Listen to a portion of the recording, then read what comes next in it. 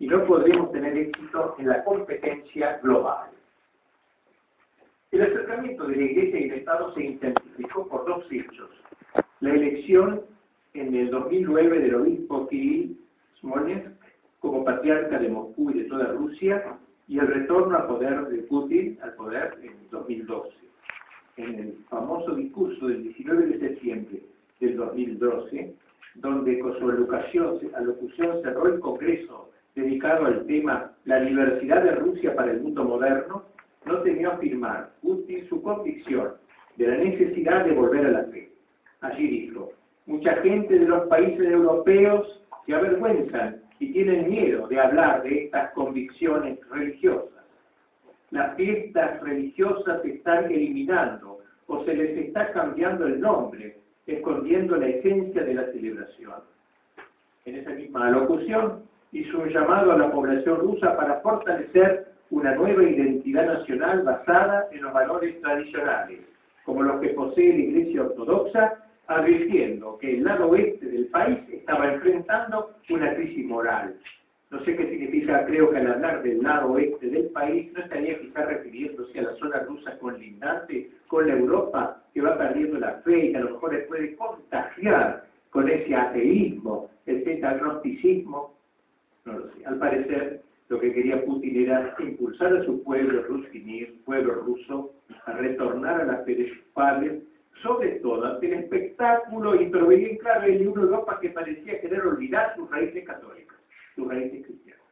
No deja de resultar sugerente que en el año 2012 Putin haya pedido ser bendecido con la imagen de la Virgen de Tiflín, costumbre que tenían los zares de Rusia a partir de Iván el Temible. En el mismo discurso en Valdai al que acabamos de aludir, se animó a decir: Rusia es uno de los últimos guardianes de la cultura europea, de los valores cristianos y de la verdadera civilización europea. Y a continuación fustigó Europa que dice renuncia a su raíz. De hecho, Rusia ha conocido un reflorecimiento religioso tras la caída del comunismo. En 1988, antes del derrumbe de la Unión Soviética, la Iglesia Ortodoxa contaba con 67 diócesis. Hoy tiene muchísimas diócesis más. Tenía 21 monasterios, 6.000 parroquias, etc. Entre 1991 y 2008, la cuota de adultos rusos que se consideran ortodoxos creció del 31% al 72% en 5 años. Mientras que la cuota de la población rusa que se consideraba de ninguna religión bajó del 61% al 18%. Es el único país que se va produciendo un aumento de las filas cristianas y una disminución de lo mismo. Las universidades, todo, tengo la fila contraste, es un poquito aburrido, las diócesis, ahora son, antes de 67 diócesis, ahora 133 diócesis, antes eran 21 monasterios, ahora son 620 monasterios, ahora son 32 seminarios, antes eran 21, etc. Hay un cambio muy notable que no se nota en los países de Europa. La posición de Putin es clara, como lo deja traducir con toda contundencia en la misma locución de Valdai. Algunos párrafos que son importantes, me perdona que lea párrafos de él, porque creo que es la manera mejor de conocer el personaje. Cada país tiene que tener fortaleza militar, tecnológica y económica, pero sin embargo, lo principal que determinará el éxito, la calidad de los ciudadanos, de la sociedad, es su fortaleza espiritual y moral. Por eso agregará, el país deberá considerarse como una nación con su propia identidad, con su propia historia, con sus propias tradiciones. Solo así sus miembros podrán unirse para un fin común. Y dice, en este sentido, la cuestión del encuentro y el fortalecimiento de la identidad nacional es realmente fundamental para Rusia. Las diversas catástrofes del siglo XX tuvieron como consecuencia un golpe devastador a la cultura nacional rusa y sus códigos espirituales, así como la consiguiente desmoralización de la sociedad. Insistió Putin durante el mismo discurso de la gravedad de la apostasía de Europa. Otro desafío serio, dice, para la identidad de Rusia está relacionado con algunos eventos que se produjeron en el mundo. son dos temas, la política extranjera y el aspecto moral. Podemos apreciar cómo muchas de las naciones euroatlánticas están actualmente rechazando sus raíces, incluyendo los valores cristianos que constituyen el fundamento de la civilización occidental. Están negando los principios morales y toda identidad tradicional, nacional, cultural, religiosa e incluso sexual. Podemos hablar mucho de este tema, la familia, etc. Están implementando políticas que equiparan las familias numerosas con parejas del mismo sexo, la fe en Dios con la fe en Satanás. Y prosigue, la gente en muchas naciones europeas se siente avergonzada o temerosa de hablar de su filiación religiosa. Las fiestas religiosas son abolidas o bien toman un nombre distinto, su significado permanece oculto, tanto como su origen moral, y se está tratando de exportar agresivamente este modelo a todo el mundo.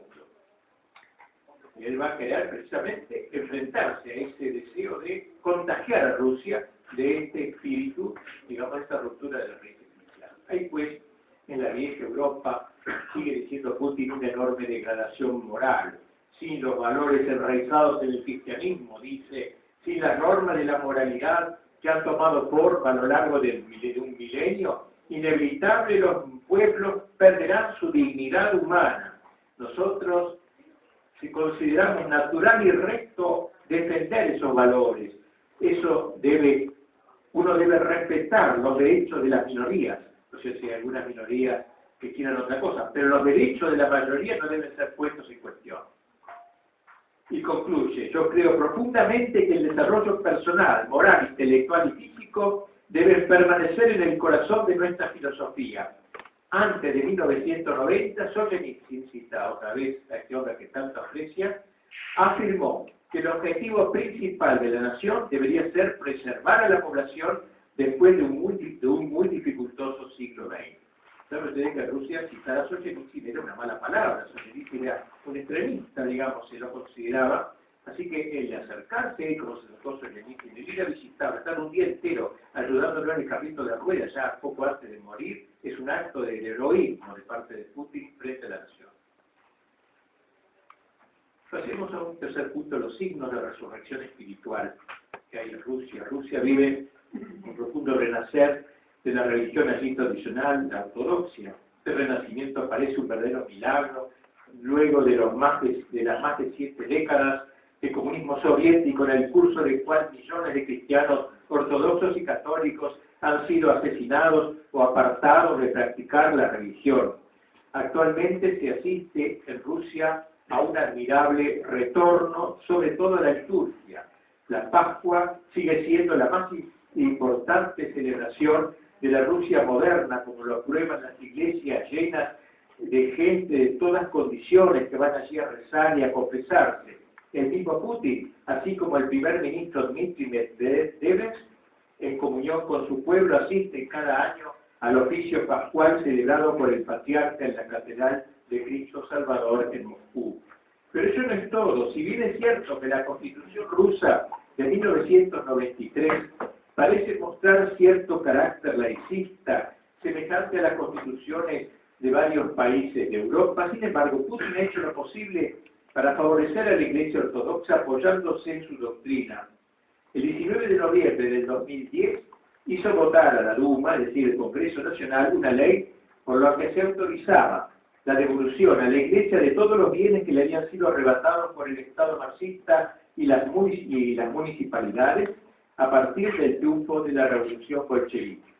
El 8 de febrero de 2012 prometió el otorgamiento de subvenciones por cerca del equivalente a 80 millones de euros para financiar diversos proyectos de renovación de la Iglesia Ortodoxa. Incluso creo haber leído que dispuso que hubiera capellanes en las Fuerzas Armadas.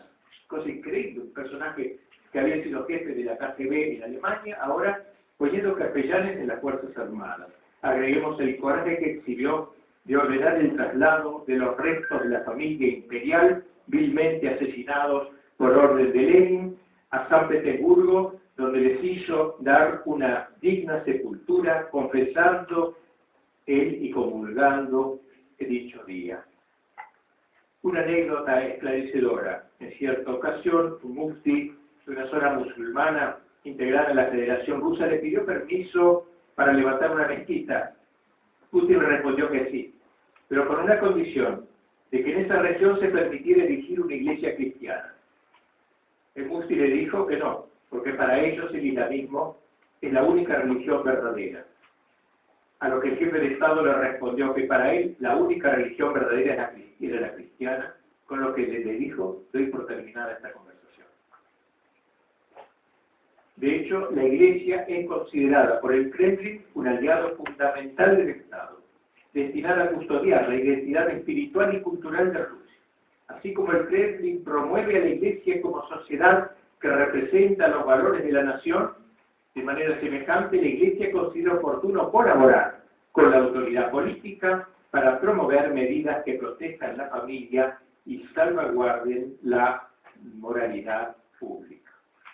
Consideremos ahora algunos casos de esta colaboración. Uno de ellos es la ley antiblasfemia, que fue votada por la Duma como consecuencia de un episodio deleznable. 3 mujeres feministas se habían exhibido en el interior de la Catedral de Cristo Salvador en Moscú, ubicándose en la parte más sagrada del presbiterio con música rock de fondo de carácter blasfemo. Las autoridades políticas lo consideraron un gesto claramente vandálico, mientras que para las autoridades eclesiásticas fue una profanación blasfema. Los medios de comunicación occidentales mostraron el episodio como una violación de los derechos humanos por parte de las autoridades políticas y de persecución a artistas creativos, como se dijo en Occidente. La Iglesia, por su parte, ha apoyado las nuevas normas del gobierno que limitan el acceso al aborto y la ley introducida por Putin, en el cual se prohíbe publicar cualquier material que fomente la homosexualidad, el lesbianismo, la bisexualidad y la transexualidad, sobre todo si busca influir en los menores de edad. En cierta ocasión, a raíz de un homenaje público que se le quería rendir en Roma al moscúdico a un famoso homosexual, Putin se opuso afirmando: Moscú no es Sodoma. Dígame si no es una frase de estadista. En su famoso discurso en Valdai en septiembre del 2013, Putin incluyó una altiva respuesta a los reiterados llamados del Occidente a boicotear los Juegos Olímpicos de Invierno en Sochi debido a la ley rusa que prohíbe la promoción de la sexualidad, de la homosexualidad, porque se quería hacer un acto así en ese sentido. Tras dicho discurso, los asistentes al Congreso pasaron al comedor donde se encontraba el expresidente de la Comisión Europea, Romano Prodi. Allí Putin bromeó, como digo, muy bromista él, aludiendo a la larga amistad que tenía con Prodi, y también con su enemigo, el exfuncionario italiano Silvio Berlusconi, afirmando, dijo Putin, que Berlusconi estaba siendo juzgado por vivir con mujeres, pero si fuera homosexual, no, nadie le pondría un dedo encima. Al mismo tiempo, el Estado promueve abiertamente el carácter sacramental del matrimonio tal como lo entiende la Iglesia. Y se comprende la esquina que le va tomando el Occidente postcristiano y apóstata a esta figura odiosa e inesperada que ha aparecido en Rusia. Como puede verse, Putin ha asumido expresamente la defensa de la familia tradicional. El 11 de febrero de 2013 se realizó un encuentro entre el Estado y las autoridades religiosas. Allí, el jefe de Estado señaló la necesidad de reconocer a la Iglesia Ortodoxa mayor espacio en las discusiones políticas tocantes a cuestiones como la familia, la instrucción de los jóvenes y el espíritu patriótico. Respecto a la defensa de tales valores, y en particular del de la familia, en varias ocasiones Putin ha querido mostrar su voluntad de que en este campo Rusia retorne a los valores tradicionales de la sociedad. A tal fin ha señalado el alto aprecio que tiene de la familia, entendida como elemento fundante para el desarrollo del Estado y de la sociedad, y la actuación de una estrategia política y social que la favorezca, contribuyendo así, de un modo decisivo, a invertir la corriente demográfica fuertemente negativa que afluició a Rusia en los últimos decenios, y bajo el comunismo también. Si se tiene en cuenta el hecho de que el invierno demográfico, así se lo llamó, invierno, tenía pocos hijos, ¿no? Invierno demográfico, que ha golpeado esa gran nación desde los años 1990 y 2005, manifiesta hoy una situación común a la de la mayor parte de los estados europeos. No hay duda de que en esta materia el actual modelo ruso constituye un ejemplo a nivel internacional.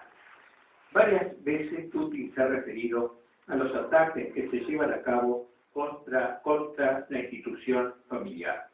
Esto explica por qué Rusia está tan atenta a la cuestión democrática. La protección de los derechos y de los intereses de la familia, de la maternidad y de la infancia son una cuestión prioritaria para las autoridades públicas. Los actuales dirigentes parecen entender que el problema de la reducción de la natalidad no es atribuible solo a motivos económicos, sino que tiene raíces más profundas de carácter cultural, lo que explica la necesidad de intervenir también en el campo de la educación y de la información. El sistema de vida capitalista y globalizado crea una peligrosa tendencia a la destrucción de la sociedad. Putin lo afirma sin vueltas, textual. La crisis de la sociedad humana se expresa principalmente en la pérdida de su capacidad reproductiva, es decir, familias con pocos hijos. Es una señal de decadencia. En un discurso del jefe de Estado en la Asamblea Federal, así se expresó. Hoy, muchas naciones están revisando sus valores morales y normas éticas, erosionando tradiciones étnicas y diferencias entre pueblos y culturas. La sociedad es ahora requerida no solamente a reconocer el derecho de cada uno a la libertad de conciencia, las occidentales, ¿no?, sino también a aceptar sin condicionamiento la igualdad del bien y del mal. Por extraño que ello parezca, conceptos que son totalmente contrarios. La libertad también para el bien y el mal. Nosotros sabemos que cada vez hay más pueblos en el mundo que sostienen nuestra posición de defender los valores tradicionales, que han hecho las bases espirituales y morales de la civilización de cada nación por miles de años. Los valores de familias tradicionales, la realidad de la vida humana, incluyendo la vida religiosa, y no solo de la existencia material, sino también espiritual, y los valores del humanismo y de la diversidad global. Por supuesto que esta es una posición conservadora, pero en palabras de Nicolás Berdiaev, el punto de vista del conservadorismo no es el de prevenir movimientos de hacia y para, sino el de prevenir movimientos para atrás y para abajo, en una oscuridad caótica y un retorno al estado primitivo. Una frase espléndida de Berdiaev. O sea, el progresismo cree que va mirando adelante. No, el progresismo mira para atrás y para abajo, en realidad. Cae la sociedad. Tiene la gente que existe, Berdiaev, Solzhenitsyn, Dostoyevsky. Estos son las personas en que se funden. Gracias a Dios, Putin se siente acompañado en la defensa de los valores tradicionales por el patriarca de Moscú, del cual hablé ya, Kirill Smolev, hombre lúcido y valiente. Yo de él he tratado en un comentario que hice a su libro Libertad y Responsabilidad, la dignidad de la persona, un comentario de derechos humanos y dignidad de la persona. Se llama el libro del 2009, magnífico libro. Mire, yo quisiera que algunos obispos católicos hablaran el lenguaje de él. No puedo aquí resumirlo. Está en el número 80 de Gladius, de una larga comentario que hice de ese libro que me dejó maravillado. Habla de derechos humanos, pero nada que ver con el modo como se habla en Occidente. Para él los derechos humanos de que se hablan en Europa son inaceptables, porque provienen de la Revolución Francesa, que es una revolución apóstata, y que no interesa, libertad para lo que uno quiere ni nada.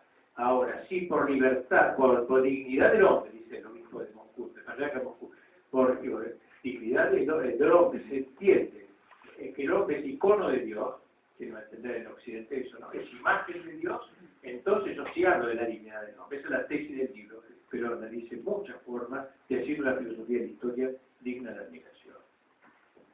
Bueno, esto es el ámbito religioso. Ahora voy a hablar un poquito del ámbito político. ¿Cómo se mueve en el ámbito político? La posición política de Putin en el ámbito de la Eurasia, como es la Europa, Asia, Rusia, tiene parte europea y parte asiática, como saben. En su discurso de Valdai, tantas veces citado, de septiembre del 2013, Putin se refirió a lo acontecido en el Tratado de Versalles, el cual, como recuerda en su ponencia, se firmó al fin de la Primera Guerra Mundial sin la firma de Rusia, sin la participación de Rusia, que se había retirado de la guerra. Muchos expertos, dice Putin, y estoy totalmente de acuerdo con ellos, creen que Versalles sentó las bases de la Segunda Guerra Mundial debido a que fue injusto con el pueblo alemán. Le impuso restricciones que ellos no podían cumplir y el curso del siglo siguiente lo puso en evidencia. Me intervalo para decir esto porque es una frase completamente, digamos, revulsiva. En el discurso de Valdai en noviembre del 2014, Putin volvió sobre el tema. La Segunda Guerra Mundial, dijo, allí, trajo consecuencias deplorables y tras ella la larga Guerra Fría. Sabemos que hubo entre Estados Unidos y Rusia, Europa y la Unión Soviética. Putin se detiene en este estadio de la Guerra Fría. Dice, la Guerra Fría terminó, pero no lo hizo con una declaración de paz. Entre comillas pone el paz, mediante acuerdos comprensibles y transparentes de observación de las normas y estándares existentes o de creación de unos nuevos.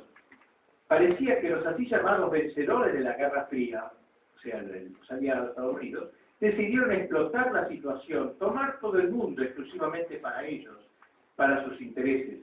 El propio concepto de soberanía nacional, para la mayoría de los países, se ha convertido en algo relativo. En esencia se propuso la fórmula: cuanto mayor sea la lealtad a un solo centro de influencia en el mundo, mayor es la legitimidad de este o aquel régimen de gobierno.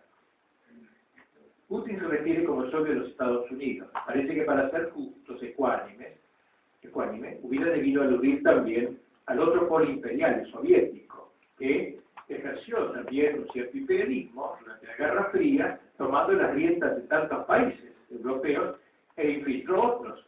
Pero por cierto, esa Guerra Fría favoreció especialmente a los Estados Unidos, que en ella, a la larga, resultaron vencedores, porque se derrumbó la Unión Soviética y quedó solo el otro polo.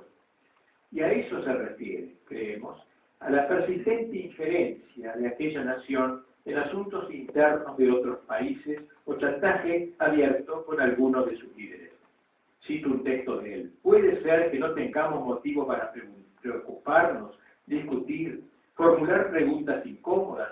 Puede ser que la exclusividad de los Estados Unidos, tal y como ellos ejercen su liderazgo, sea realmente beneficioso para todos, y la continua injerencia en los asuntos del mundo lleve tranquilidad, beneficio, progreso, florecimiento, democracia, y simplemente haya que relajarse y gozar.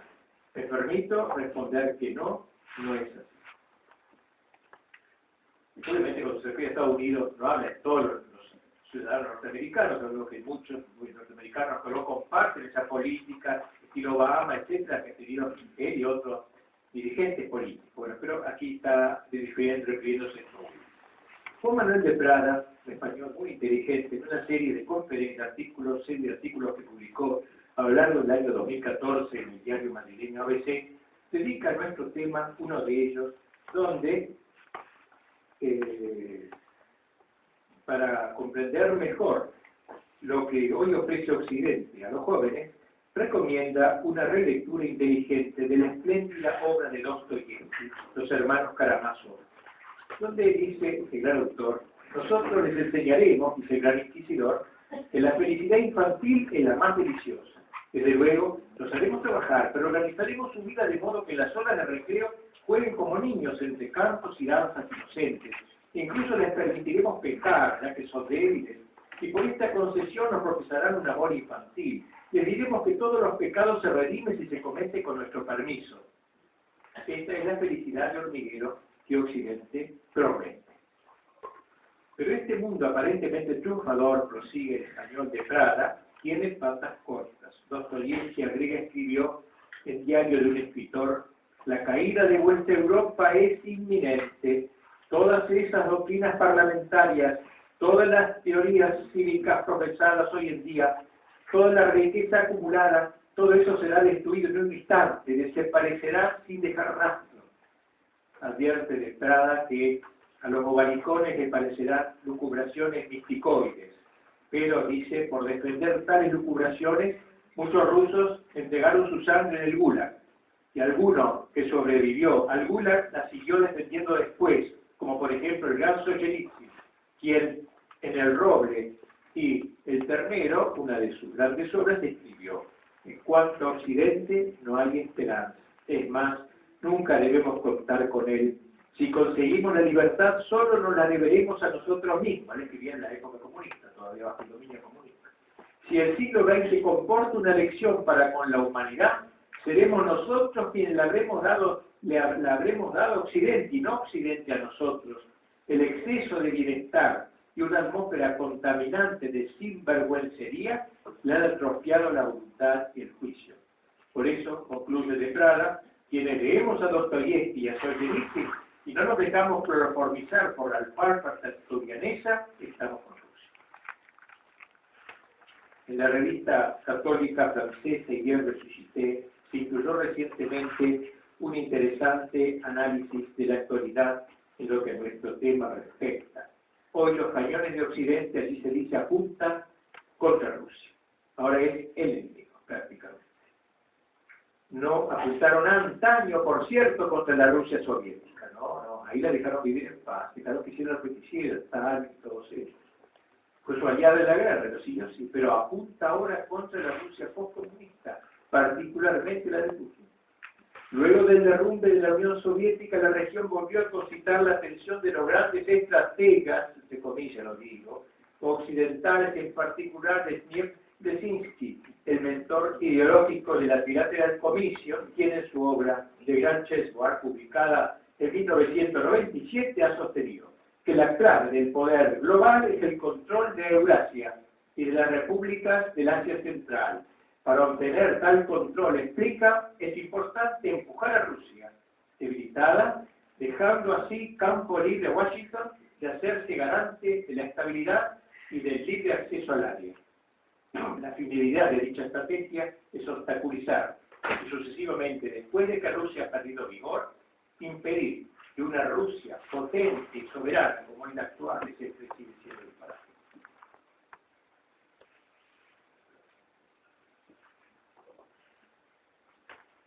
En el año 2004 y luego en el 2009, los Estados Unidos y sus aliados han incentivado el avance de la OTAN hacia el este, con la cooperación de la casi totalidad de los antiguos satélites del Pacto de Varsovia e incluso de los 3 países bálticos, antiguas repúblicas soviéticas, hoy particularmente hostiles a Rusia. Esta ampliación, que implica la instalación de nuevas bases de la OTAN cada vez más cerca de las fronteras rusas, no puede sino inquietar a Rusia. En fin, Rusia cree advertir que los Estados Unidos buscan el dominio del mundo. En su famoso discurso del 19 de septiembre del 2013 en Valdai, Putin dijo: Estados Unidos fracasará como la Unión Soviética al querer imponer su modelo al resto del mundo. En este sentido es llamativo el caso de Ucrania. Rusia no está luchando contra Ucrania, más bien está luchando contra la Europa, que se siente muy incómoda frente a las posiciones que está asumiendo Putin, y también contra la política globalizante de los Estados Unidos. Permitir a Ucrania ser miembro de la Unión Europea o de la OTAN significaría una aproximación directa del mundo occidental al límite de las fronteras rusas, lo que es inaceptable. Pero el tema del enfrentamiento de Ucrania respecto a Rusia es muy complejo y no tenemos acá tiempo para analizarlo como correspondería. Dijo Putin también: notamos intentos por hacer revivir de alguna manera un modelo estandarizado de mundo unipolar y de ofuscar las instituciones de derecho internacional y la soberanía nacional. Un tal mundo unipolar y estandarizado no requiere estados soberanos, requiere vasallos. Esto equivale al reniego de la propia identidad de la diversidad del mundo donada por Dios, es decir, de que haya países distintos. Bien, último punto, un aspecto que con el cual vamos cerrando, la política de Putin frente al Islam. Hablando en general, Rusia no sigue a pie justicia, como hemos dicho, la política de los Estados Unidos. En su famoso discurso, el que hemos oído tantas veces, que es el mejor de él, de septiembre del 2013, Putin ha dicho: la soberanía La independencia y la integridad de Rusia son líneas que nadie tiene permitido cruzar. O sea, no va a permitir que nadie cruce eso. Un año después, en su conferencia de noviembre del 2014 en el mismo lugar, es decir, Valdai, refiriéndose a la guerrilla musulmana en Irak, Libia, etc., habla de un polígono de entrenamiento del terrorismo. Y tras alabar a los militares egipcios que hicieron salir del caos a ese país tan afectado por el terrorismo musulmán, agrega, en Siria, como en otros tiempos, los Estados Unidos y sus aliados han comenzado directamente a financiar y armar a los guerrilleros, permitiendo completar sus filas con mercenarios de distintos países. Permítanme preguntar de dónde viene el dinero, las armas y los especialistas militares. ¿De dónde viene todo esto? ¿Por qué ISIS, que es esa organización extremista, se ha convertido en un poderoso grupo armado? Y se pregunta si ello no tendrá que ver con la venta del petróleo y su extracción en territorios controlados por los terroristas. Luego recuerda lo acontecido en Irak. A Saddam Hussein se lo acusó de tener armas letales y por ello se invadió Irak. Después se vio que no había tales armas letales. Lo que hubiera correspondido era pedir disculpas al gobierno iraquí, pero ¿qué se hizo? Lo fusilaron a Saddam Hussein y a varios más. Dicho dirigente político era defensor de las minorías religiosas que había en Irak. Dentro del mundo musulmán era el más tolerante, particularmente de los católicos, que había muchos en Irak. E iba él a veces a la misa que celebraba el obispo de Bagdad, sin entrar en el templo, por cierto, pero después lo esperaba en la puerta de la iglesia para saludarlo. Es decir, era propenso al cristianismo, no era de los musulmanes delirantes esto. Pues justo él lo ataca. ¿Por qué, caramba? Y no atacan a otros que son así. Pues bien, tras derrocar a Saddam Hussein, los vencedores destruyeron las instituciones estatales, incluido el ejército, decenas de miles de soldados, dice Putin, y oficiales, antiguos activistas del partido Baas, arrojados a la calle, integran ahora la fila de los guerrilleros. Puede ser que allí está la clave de la capacidad del ISIS. Actúan de una manera muy efectiva desde el punto de vista militar, es gente muy profesional. Ahora vamos a... En cierta ocasión, Estados Unidos puso 2 barcos que iban a largar misiles contra Siria en el mar Mediterráneo. En la frontera entre Rusia y Siria había antimisiles rusos que actúan apenas se tira el otro misil, no hay que esperar nada humano, sale directamente. Con eso destruyeron los 2 misiles en el aire y los buques se volvieron, los barcos se volvieron a Estados Unidos, si no hubiera habido una masacre ahí en Siria. Quiere decir eso que en esta postura, digamos, en esta guerra, que no sé, común, digamos, frente al Islam y todo, parecería que atacan a los mejores gobiernos musulmanes, dejando a los otros. Hemos hablado pues de Siria, pero de lo que pasó en Irak. Con cierta ironía, Putin enrostra así a los políticos norteamericanos. A veces tenemos la impresión de que nuestros colegas y amigos, no decimos esta ironía, de que nuestros colegas y amigos luchan, esta es una frase interesante, luchan constantemente con los resultados de su propia política, dedica sus esfuerzos a luchar contra los riesgos que ellos mismos han creado. Denuncia el dirigente ruso lo que él llama el mundo unipolar, dirigido por Estados Unidos, verdadera dictadura sobre la gente y sobre los países. Ellos señalan quién es el enemigo, como se hizo durante la Guerra Fría, y así practican el derecho al liderazgo, o si se prefiere el derecho al dictado. Y agrega, a los aliados de los Estados Unidos se les decía siempre, tenemos un enemigo común, es terrible, es el centro del mal, nosotros os defenderemos a vosotros mismos, nuestros aliados, de ellos, y por tanto tenemos derecho a dirigiros, a seros víctimas de nuestros intereses políticos y económicos. Estas dudas son, sin duda, estas. Reitero que no quiero decir que todo el pueblo norteamericano sea así. Esto es un poder que está relacionado con la masonería y con poderes que tienen mucha importancia allí, ¿no? Y que de alguna manera quieren que manejen el poder en muchas ocasiones. Pues bien, Rusia quiere salvar su idiosincrasia política sin someterse a los dictados de los Estados Unidos y sus aliados europeos. Putin sabe bien que las proyecciones demográficas de Europa señalan que de seguir así, en 25 años Europa será islámica. Esto lo dicen todos, ¿no? Que ya lo llaman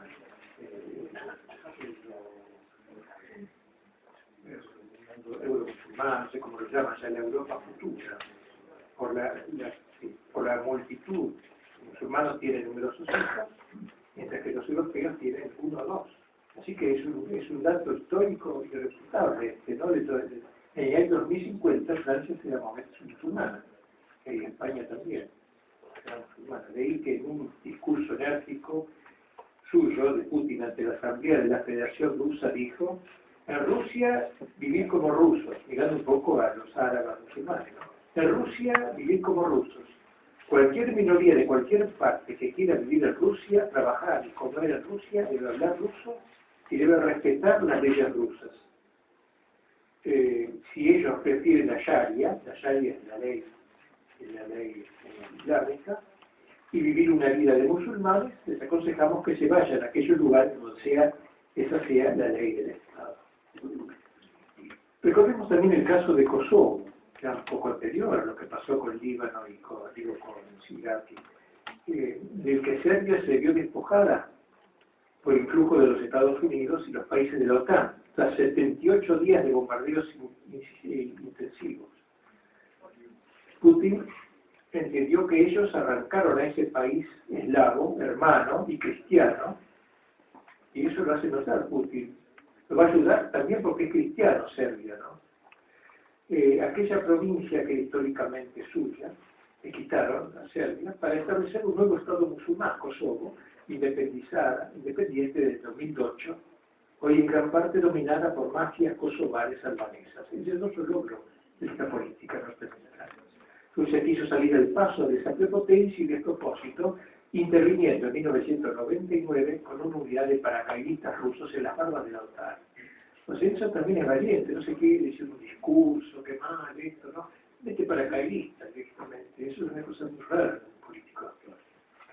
En su discurso del 24 de octubre de 2014 ante el Fulbright dijo el presidente ruso: en el curso de nuestras conversaciones con los dirigentes de Estados Unidos y europeos, yo hablaba siempre de la necesidad de luchar juntos contra el terrorismo, de considerarlo como un desafío a escala mundial. Nuestros compañeros, dice con cierta ironía, ¿no?, tanto de los norteamericanos, expresaban su acuerdo con nosotros, pero después de un tiempo nos encontrábamos en el punto de partida. Fue primero la operación militar en Irak, luego en Libia, que ha sido puesta al borde del abismo.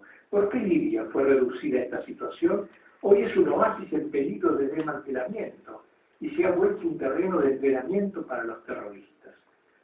Recordemos que Gaddafi era otro dirigente musulmán que más dialogaba con Occidente.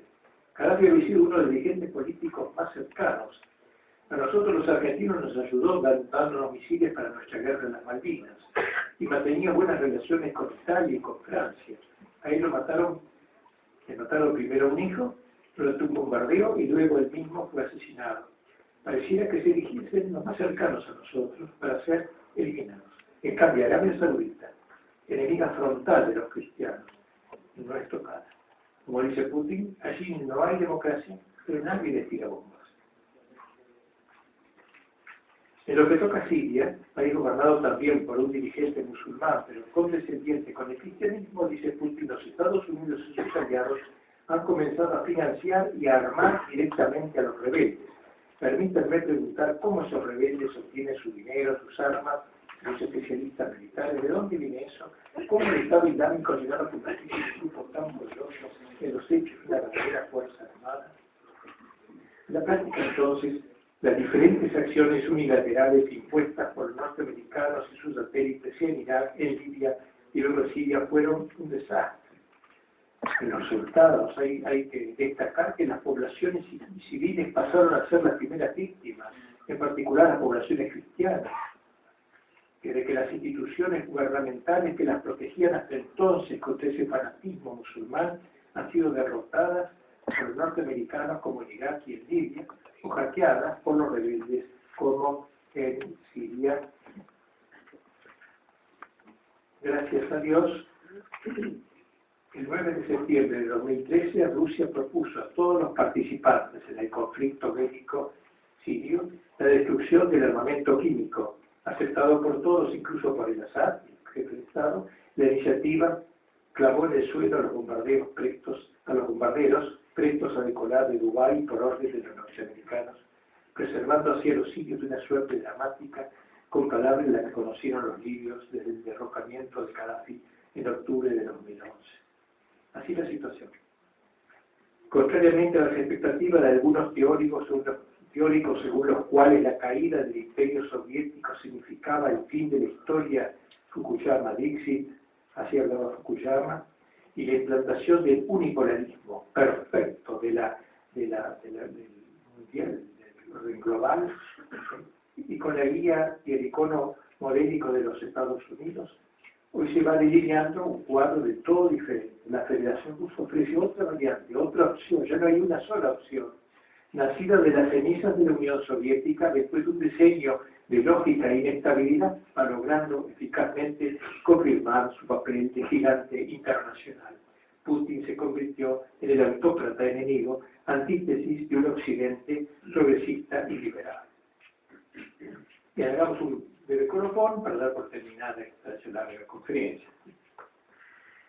Putin fue bien claro en su discurso desde Valdai de septiembre del 2013, cuando dijo: hemos dejado atrás la ideología soviética, y en eso no habrá retorno. Los que sostienen e idealizan el conservadorismo fundamental del pre-1917 de la Rusia, es decir, la época de los zares, ¿no?, parecen estar igualmente lejos de la realidad, como parecen también estarlo los sostenedores de un liberalismo extremo estilo occidental. O sea, ahora no se puede pensar ni en zarismo, o sea, en este momento no hay sucesores, yo no sé, no hay príncipes descendientes de los zares, y tampoco él quiere que se acepte el liberalismo extremo de Occidente, eso no. Afirma un autor llamado Álvarez en un artículo que titula Rusia versus la decadencia occidental: en esta nueva lucha Rusia parece haberse hecho con la bandera del tradicionalismo cristiano y blandir los valores más conservadores frente a la decadencia occidental. Patricio Buchanan, columnista y político republicano, que ha sido consejero de 3 presidentes norteamericanos, Nixon, Ford y Reagan, habla de las verdaderas intenciones de Putin y de su intento de adoptar la ortodoxia como base fundamental de la cultura, la civilización y los valores humanos que une a la gente no solo de Rusia, sino también de Ucrania y de Bielorrusia. Rusia sigue diciendo como la alternativa a la decadencia de Occidente. Este es el mensaje que Putin está mandando al mundo. En la misma línea escribe Patrick Buchanan: con la muerte del marxismo-leninismo como creencia firme en los países que solían ser repúblicas soviéticas, el mandatario ruso está construyendo una nueva cadena que sirva para agrupar a todas esas naciones frente y contra la decadencia de Occidente, tanto Europa como Estados Unidos, a la que antepone un mundo tradicional cargado de valores cristianos que Rusia estaría orgullosa de liberar. Acorde con esta nueva visión del mundo, Rusia estaría de parte de Dios, mientras que Occidente sería Gomorra. También un excomunista, Whittaker Chambers, ya en 1964 comenzó a hablar de una tercera Roma, refiriéndose a Moscú como la nueva ciudad sagrada del cristianismo. Y bien descaminado por Vladimir Putin, ha comenzado a hacer de Moscú algo así como un centro de resistencia al hedonismo secular y a la revolución social que viene desde Occidente. Putin dice: está plantando la bandera, la rusa, claramente en el lado del cristianismo más tradicional frente a la revolución occidental que enarbola las banderas del sexo, el divorcio fácil, la promiscuidad, la pornografía, la homosexualidad, el feminismo, el aborto, los matrimonios homosexuales, la eutanasia y el suicidio asistido. La autora y periodista Masha Sesin, una activista de los derechos de los homosexuales y las minorías en Moscú, destaca que Putin se está situando frente a Occidente en una nueva guerra fría en la que no hay carrera espacial, sino cultural. Está bien dicho esto, ¿eh? Aunque venga de ella, ¿no? No hay carrera espacial, sino cultural, social y moral. Una guerra donde Rusia, según el propio Putin, debe prevenir al mundo de caer en el caos más oscuro. Mientras el resto de las potencias avancen en el mundo con una cultura cada vez más alejada del tradicionalismo, escribe Alan Garrison, secretario internacional del Congreso Mundial de la Familia, Rusia defiende los valores cristianos. Tanto es así, miren lo que dice este hombre católico, que si durante la Guerra Fría eran los comunistas de todo el mundo quienes viajaban a Rusia, ahora la 8ª edición del Congreso Mundial de la Familia se celebrará en Moscú. Hace poco, el 22 de septiembre de 2014, nuestro amigo Juan Manuel de Prada escribía en el diario español ABC: quien piense que Rusia se va a achantar porque le aprieten las clavijas con sanciones económicas, probablemente piensa en una Rusia desnaturalizada y sin dignidad, la Rusia del dimisionario Gorbachev o del beodo Yeltsin, la Rusia renacida de aquellos escombros, con las convalecencias de una nación que a punto estuvo de sucumbir, vuelve a ser la Rusia sufriente que se contempla en el rostro de Nastasia Filipovna, la heroína del Idiota de Dostoyevsky, esa gran novela de Dostoyevsky. El idiota no es en el sentido nuestro, el idiota significa en el origen griego el singular, el singular, que viene la palabra idiosincrasia, lo propio de cada persona, lo singular. El idiota es un personaje, un príncipe que está en una familia y habla un lenguaje que no le entiende la familia porque tiene sentido común. La familia está en la burguesía, el progresismo, en el liberalismo. Esa es la obra bellísima de Dostoyevsky, novela formidable. Que arroja al fuego, está en la Filipovna, arroja al fuego con gestos desdeñosos los 100.000 rublos que le habrían sacado de la pobreza. Ya la quieren como comprar por 100.000 rublos o darles, pero ella lo rechaza. Es el espíritu ruso, dice, ¿no? El mejor espíritu ruso, obviamente. En Guerra y Paz, Tolstoy, no es santo de mi devoción, pero a veces se distrae y dice cosas buenas, observa que la riqueza y el poder y todo cuanto los hombres se afanan por conseguir solo tienen para el ruso el valor de poder desprenderse de ellos.